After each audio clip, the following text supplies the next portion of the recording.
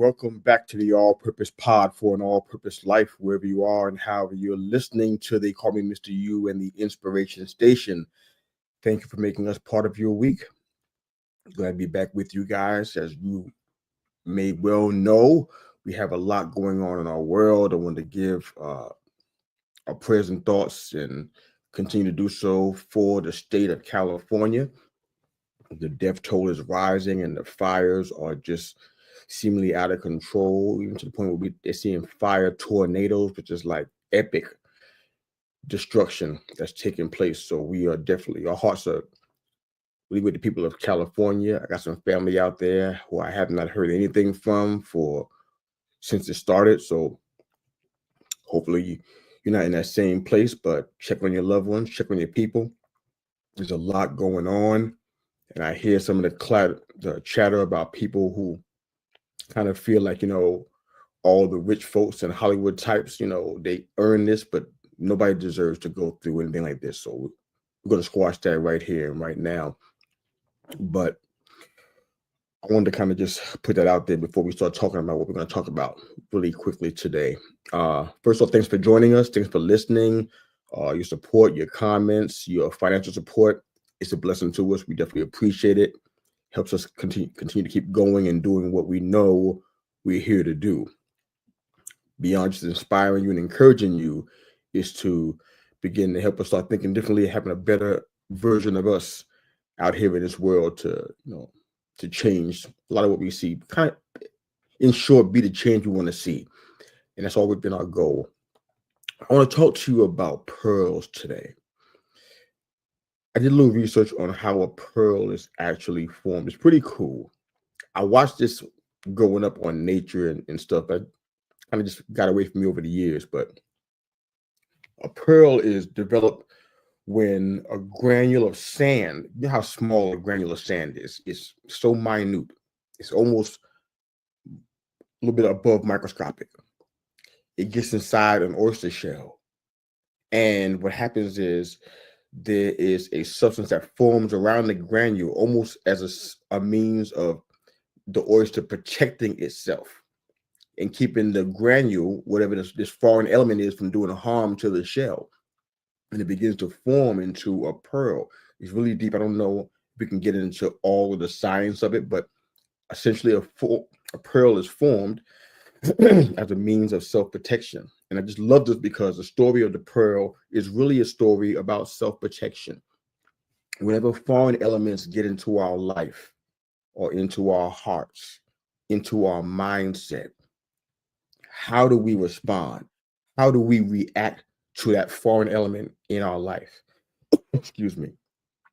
A lot of the times we embrace it and we allow it to sit, maybe perhaps unchecked, maybe perhaps we allow it to fester and do all it's going to do, and we don't focus on it because we're so busy with other things. Or sometimes we immediately recognize that something is wrong, something is different in our life, in our season, in our situation, and we immediately begin to look toward that foreign element, that new thing that was introduced.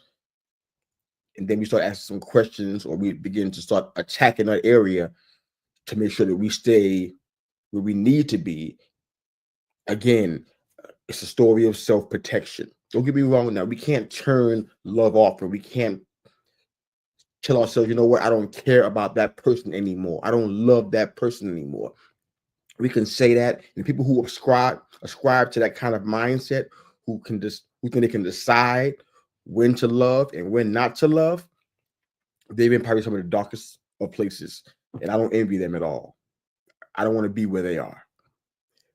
Jesus Christ himself had 12 among him that he called, and he knew that one of them was essentially a shepherd for the devil, and he knew it, and he still allowed that man to not only be amongst them, to be in the midst, a witness to miracles, be a witness to ministry, to people being healed and whole, but he also allowed that person to be over all of the finances that they accrued during their 3-year ministry.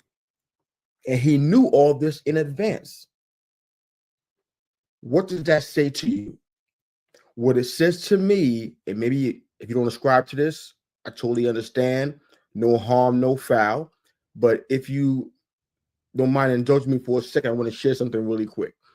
What that tells me is that Judas, knowing who Judas was, knowing what he was going to do in advance, still embraced him as a brother, still loved him like a father, and still allowed him to be in his midst, in his presence, and be able to eat at his table, sleep in his comfort and in his peace, and reap all of the benefits that they all received as a team, as a community, as a ministry effort. What does that mean to you? When there's a foreign element in your life, like that granular sand in the oyster shell, how do you respond? Do you try to protect yourself and not allow that element in? What if that element is foreign to you, but it's not a bad thing? It's not a harm to you. Think about that, because a lot of us are in survival mode. We're in self-protection mode. And anything that comes into our life that's different from our routine, that breaks the habits that we've grown accustomed to, we immediately rebel against it. We go into self-protection mode. We go into a shelter, so to speak. And we push out anything else that gets in the way of what we're comfortable with, what we like, our preference. Jesus didn't do that with Judas. He invited him into his family, into his life. He called him one of his own. In that, Judas had an opportunity to look at what he was surrounded by, what he was blessed to have in his life, and decide if he wanted to embrace that or embrace the other inclination that he had inside of him. What am I saying to you in this short period of time? What I'm really trying to say here, hopefully I'm saying it without being too clunky. What I'm trying to say here is that there's nothing wrong with guarding your heart. There's nothing wrong with watching out for things that are foreign. My only challenge to you today, to keep it brief and to keep it short, my only challenge to you today is to not allow your desire for self-protection, or even worse, your fear of change, your fear of growing, your fear of stepping out into new areas, embracing new challenges. Don't let that fear keep you from accepting something that may be foreign to you, but may actually be good for you.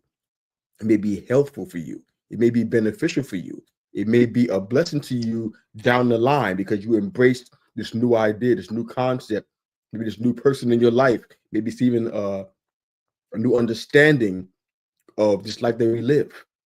Whatever it is, don't throw away all the foreign elements because they're foreign to you.